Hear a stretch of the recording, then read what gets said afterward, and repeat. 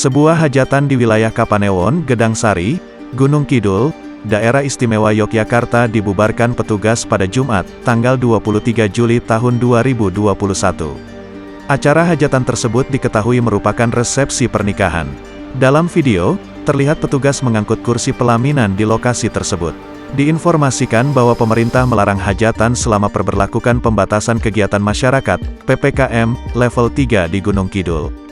Salah satu isi dari PPKM level 3 yakni melarang adanya hajatan. Kita lakukan penertiban sesuai dengan aturan yang berlaku.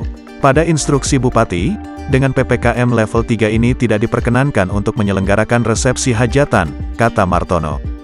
Dalam video yang beredar, petugas yang mengetahui pun langsung membubarkan hajatan yang digelar. Bahkan petugas pun mengangkut kursi pelaminan di lokasi tersebut.